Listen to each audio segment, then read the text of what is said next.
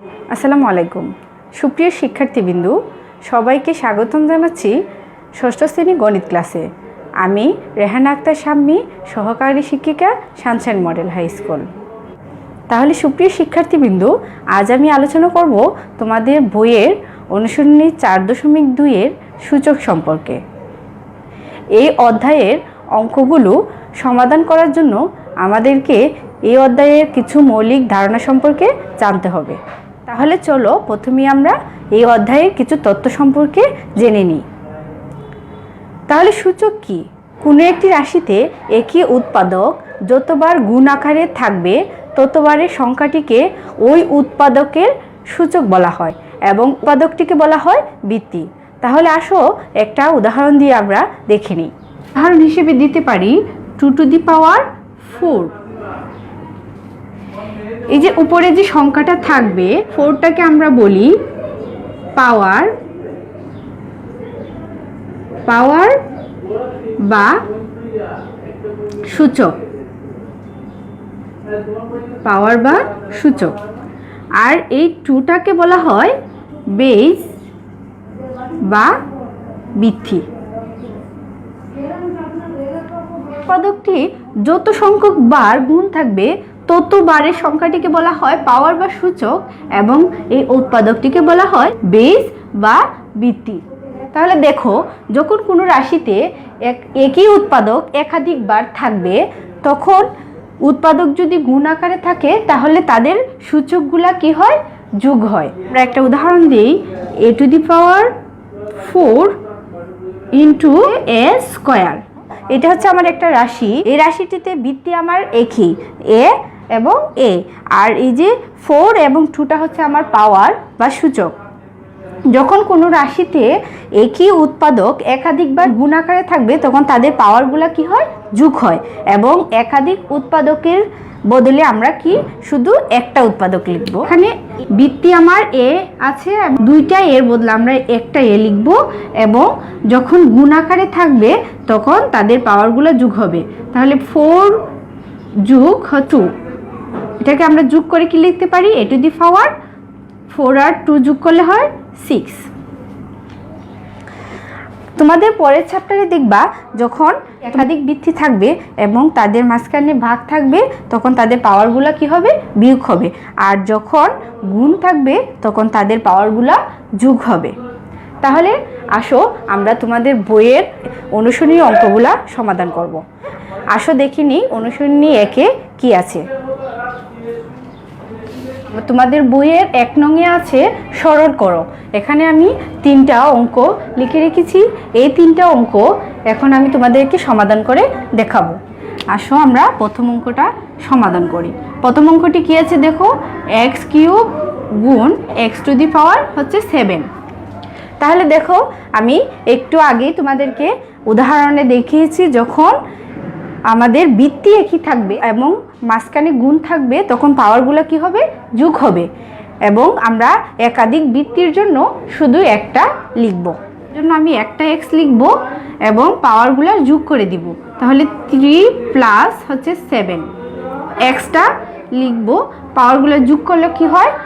7 এবং 3 যোগ করলে হয় 10। তাহলে দেখো, এটাই হচ্ছে আমাদের আনসার। আমরা কি করলাম? আমাদের বৃত্তি একই, এখানে দেখো x বৃত্তি যখন একই হবে এবং তাদের মাঝখানে যখন গুণ থাকবে তখন পাওয়ারগুলো যোগ হবে। দুইটা বৃত্তির জন্য আমরা এখানে একটা বৃত্তি লিখব এবং পাওয়ারগুলো যোগ করে দিব। আমরা এখানে দেখো যোগ করলাম, কত পেলাম? x⁻10। এটাই হচ্ছে আমাদের আনসার। তাহলে সুপ্রিয় শিক্ষার্থীরা, আশা করি তোমরা বুঝতে পেরেছো। ঠিক একইভাবে আমরা এখন দ্বিতীয় অঙ্কটাও সমাধান করব। তাহলে দেখো 2 নম্বর অঙ্কটি। 2 নম্বর অঙ্কটি কি আছে? a³ গুণ a গুণ হচ্ছে a⁵। এখানে সবটিতে দেখো আমার গুণ আছে, তার মানে পাওয়ারগুলো কি হবে? যোগ হবে। আর আমরা একাধিক বৃত্তির জন্য একটা বৃত্তি লিখব a। তার উপরে পাওয়ার কি কি আছে দেখো, 3 যোগ এখানে দেখো এর উপরে কিছু নেই, কিছু নাই মানে আমরা এখানে কি ধরে নেব, 1। যখন কোনো বৃত্তির পাওয়ার থাকবে না তখন আমরা এটাকে মনে মনে 1 ধরে নিব। তাহলে এখানে যোগ হবে 1, তারপর যোগ এখানে আছে কি 5 হবে 5। তাহলে এটা থাকবে আর উপরে 3টি সংখ্যা আমরা যোগ করব, 3 আর 1 হচ্ছে 4, 4 আর 5 9। তাহলে আমাদের আনসারটা কত আসলো, 8⁹9। এটাই আমাদের আনসার। এখন আসো 3 নম্বর অঙ্কটা সমাধান করব। 3 নম্বর অঙ্কটি কি আছে দেখো, m গুণ m স্কয়ার গুণ n কিউব গুণ হচ্ছে m কিউব গুণ n 7। এই অঙ্কটা আগের দুইটার চেয়ে একটু ভিন্ন, কারণ হচ্ছে এখানে আমার বৃত্তি দেখো দুইটা আছে, একটা হচ্ছে m আর একটা হচ্ছে n। তাহলে এখন আমরা কি করব, আমরা m এর সাথে m এর পাওয়ারগুলো যোগ করব এবং n এর সাথে n এর পাওয়ারগুলো যোগ করে দিব। যখন আমাদের অঙ্কে বৃত্তি ভিন্ন হবে তখন আমরা একই রকম বৃত্তি দেখে আমরা পাওয়ারগুলো যোগ করব। m এর পাওয়ারগুলো আগে একসাথে যোগ করব এবং n এর সাথে n এর পাওয়ারগুলো যোগ করব। তাহলে দেখো আগে আমরা সাজিয়ে নিই m গুলা, m গুণ m স্কয়ার, এখানে আমরা m গুলো আগে সাজিয়ে নিব, গুণ m কিউব, তারপর আছে কি দেখো গুণ n কিউব গুণ হচ্ছে n⁷। তাহলে এখানে কি করলাম দেখো, আমরা m গুলো আগে সাজিয়ে নিলাম এবং n গুলা সাজিয়ে নিলাম। যেহেতু এদের মাঝখানে গুণ আছে তাই আমরা পাওয়ারগুলা যোগ করে দিব। 3টা m এর জন্য আমি একটা m লিখব এবং তার সাথে পাওয়ার যোগ হবে। এখানে দেখো m এর উপরে কিছু নাই মানে আমরা 1 নিব, প্লাস এখানে m এর উপরে আছে 2 যোগ আর এখানে m এর উপরে আছে হচ্ছে 3। ঠিক একইভাবে আমরা এখানে গুণ দিব, 2টা n এর জন্য আমি একটা n লিখব এবং n এর এখানে পাওয়ার আছে 3 যোগ এখানে n এর সূচক আছে হচ্ছে 7। দেখো এখন যোগ করলে কি হয়, m 2 আর 1 হচ্ছে 3 আর 3 হচ্ছে 6 গুণ n এর সাথে n এর পাওয়ারগুলো যোগ করলে 7 আর 3 যোগ করলে 10। তাহলে দেখো আমাদের আনসার আসলো কত, m⁶ ইন্টু হচ্ছে n⁻10। এটাই আমাদের আনসার। তাহলে আসো আরেকবার আমরা দেখে নিই এখানে কি করলাম। এখানে দেখো আমার বৃত্তি হচ্ছে দুইটা, m আর একটা হচ্ছে n। m এর সাথে m এর পাওয়ারগুলো যোগ করব এবং n এর সাথে n এর পাওয়ারগুলো যোগ করব। তাই আমরা m এর সাথে m গুলো আগে সাজিয়ে নিলাম এবং n গুলো একসাথে রেখে দিলাম। তারপর দেখো m এর যে পাওয়ারগুলো আছে আমরা একাধিক বৃত্তির জন্য একটা m লিখব এবং পাওয়ারগুলো কি করব, যোগ করব।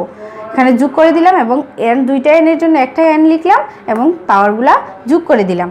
তারপর দেখো যোগ করে এখানে আসলো 6 এবং n এর পাওয়ারগুলো যোগ করে আসলো 10। আর m এবং n এর সাথে যেহেতু গুণ আছে, আমরা যখন কোনো চিহ্ন থাকে না সেটাকে আমরা গুণই বুঝি, তার মানে m⁶ ইন্টু হচ্ছে n⁻10। এটাই হচ্ছে আমাদের আনসার।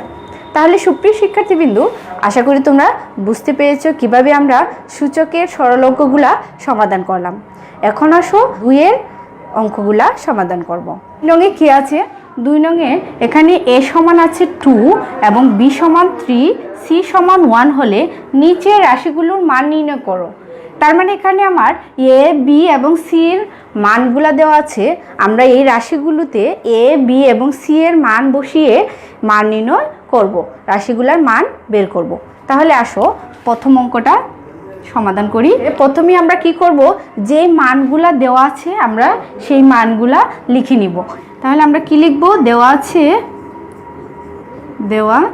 আছে মানগুলো হচ্ছে a সমান হচ্ছে 2 এবং b সমান 3 এবং c সমান হচ্ছে আমার 1। এখন আমাদের অঙ্কটা, এখন a cube plus b square. এটা হচ্ছে আমাদের রাশিটা, এই রাশিটার মান আমাদেরকে বের করতে হবে। এখন দেখো আমাদের এখানে এ এবং বি আছে, এটা হচ্ছে আমার বৃত্তি এবং বা বেজ, এবং 3টা হচ্ছে আমার পাওয়ার, এর পাওয়ার বা সূচক। ঠিক একইভাবে বিটা হচ্ছে আমার বৃত্তি বা বেজ, আর বির পাওয়ার হচ্ছে 2। এ এবং বি এর মান দেওয়া আছে, আমরা এখন এই রাশিটিতে এর জায়গায় এর মান বসাবো এবং বির জায়গায় বির মানটা বসাবো। তাহলে কি হয় দেখো, এর মান আছে 2, আমরা এর বদলে দিব 2, তার উপরে পাওয়ারটা আছে কি 3, তাই আমরা ব্র্যাকেট দিয়ে দিব 3, তারপর আছে প্লাস দিব প্লাস, বি আছে, বির মানটা হচ্ছে 3, আমরা বির বদলে বসাবো 3, তার উপরে পাওয়ার আছে কত 2, তাহলে আমরা 2 দিব। এখন দেখো পাওয়ার মানে হচ্ছে এই 2টা আমার 3 বার গুণ আকারে আছে, এবং এখানে 3 পাওয়ার স্কোয়ার মানে হচ্ছে 3টা আমার 2 বার গুণ আকারে আছে। তাহলে এই পাওয়ারগুলো যদি আমরা ভেঙে লিখতে চাই, কিভাবে লিখবো দেখো, 2 কিউব মানে হচ্ছে 2 আমার 3 বার গুণ আকারে আছে, তাহলে আমরা এটাকে কিভাবে লিখবো, 2 গুণ 2 2। এখন এই 3টা 2কে গুণ করলে কি হয় দেখো, 2 2 হচ্ছে 4, আর 4 2 8, তার মানে 2 কিউব মানে হচ্ছে আমার 8, আমরা 2 কিউবের জায়গায় বসাবো 8, তারপর প্লাস আছে, আমরা প্লাস দিব। ঠিক একইভাবে 3 স্কোয়ারটা বাংলে কি হয় দেখো, 3 স্কোয়ার, তার মানে এই 3টা আমার 2 বার গুণ আকারে আছে, 3 গুণ 3, 3 3 গুণ করলে কি হয়, 3 3 হচ্ছে 9, 3 স্কোয়ার মানে এখানে বসাবো হচ্ছে 9।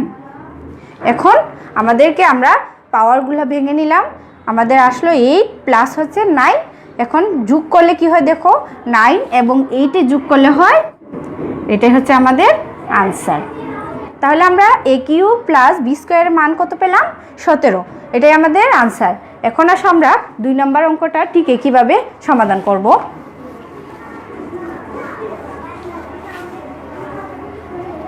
দেখো আমাদের মানগুলা, আমরা প্রতিটা অঙ্কের জন্য আমরা মানগুলা লিখে নিব। এ সমান হচ্ছে 2 এবং বি সমান হচ্ছে 3 এবং সি সমান হচ্ছে 1।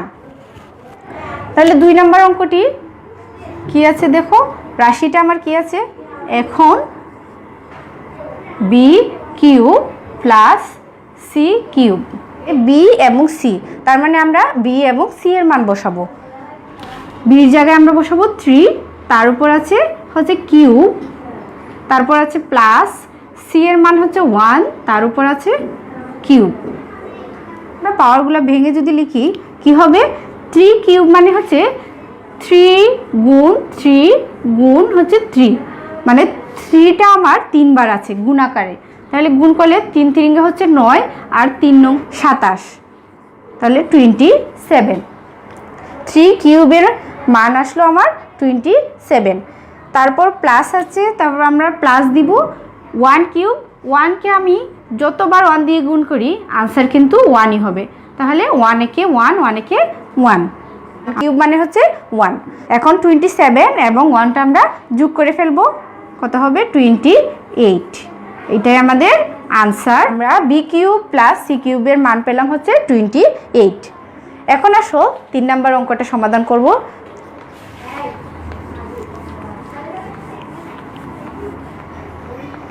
দেখো 3 নম্বর অঙ্কটি কি আছে, a square minus b square plus c square. এখানে আমার প্লাস মাইনাস, তার মানে যোগ এবং বিয়োগ দুটোই আছে। তার আগে আমরা কি করব দেখো, এ বি এবং সি এর মান আমরা জানি, আমরা এ বি এবং সি এর মানগুলো বসিয়ে নিব। এর মানে হচ্ছে 2, তার উপর আছে স্কোয়ার, তারপর আছে মাইনাস, বির মান হচ্ছে 3, বসালাম 3, তার উপর আছে স্কোয়ার, তারপর আছে প্লাস, সির মান হচ্ছে 1, তার উপর স্কোয়ার। এখন আমরা স্কোয়ারগুলো ভেঙে নিব। 2 স্কোয়ার মানে হচ্ছে 2টা আমার 2 বার গুণ করতে হবে, তাহলে 2 2 4, তারপর মাইনাস আছে, আমরা মাইনাস দিব। 3 স্কোয়ার মানে হচ্ছে 3টা আমার 2 বার গুণ আকারে আছে, 3 3 হচ্ছে 9, প্লাস 1 স্কোয়ার মানে তো 1। এখন আমরা কি করব দেখো, এখানে 4টাও প্লাসের আর 1টাও আমার প্লাসের আছে, আমরা আগে যোগ করে ফেলবো, তারপর আমরা বিয়োগ করব। 4 এবং 1 যোগ করলে হয় 5 আর মাইনাস 9। এখন দেখো 5-এর আছে হচ্ছে প্লাস আর 9-এর আগে হচ্ছে মাইনাস, তাহলে প্লাসে মাইনাসে হচ্ছে মাইনাস আমাদের আগে বিয়োগ করতে হবে। তাহলে 9 থেকে 5 গেলে 4। তোমরা জানো বীজগণিতে যখন আমরা যোগ বিয়োগ করি তখন বড় সংখ্যার সামনে যে চিহ্নটা থাকবে সেই চিহ্নটা আমরা বসাবো। এখানে দেখো 5 এবং 9, 5 এবং 9-এর মধ্যে 9 সংখ্যাটা হচ্ছে আমার বড়, তাই 9-এর সামনে আছে হচ্ছে মাইনাস এবং 5-এর সামনে হচ্ছে প্লাস। যেহেতু 9টা বড় তাই আমরা এখানে কি দেব, মাইনাস চিহ্ন দিব। তাহলে আমাদের আনসারটা কত আসলো, -4। শিক্ষার্থীবৃন্দ, আশা করি তোমরা বুঝতে পেরেছো কিভাবে আমরা অঙ্কগুলা সমাধান করলাম। আমরা 1 নংয়ে কিভাবে সূচকের সরল অঙ্ক সমাধান করতে হয় সেটা দেখালাম, এবং 2 নংয়ে কিভাবে উৎপাদকের মান দেওয়া থাকলে মানগুলা বসিয়ে মান নির্ণয় করতে হয় সেগুলা দেখালাম। এখন আমি তোমাদেরকে 2টা বাড়ির কাজ দিব, তোমরা ঠিক একই নিয়মে বাড়ির কাজ 2টা নিজেরা করার চেষ্টা করবা। তাহলে আসো আমরা বাড়ির কাজ 2টা দেখে নিই। 4 এবং 5 নং অঙ্কটা তোমাদের বাড়ির কাজ থাকবে, তোমরা এ, বি এবং সি এর মান রাশিগুলোতে বসিয়ে এই রাশিগুলোর মান বের করবা। তাহলে আজ এই পর্যন্তই, আগামী ক্লাসে আবার দেখা হবে। সেই পর্যন্ত সবাই ভালো থাকো, নিরাপদে থাকো। আল্লাহ হাফেজ।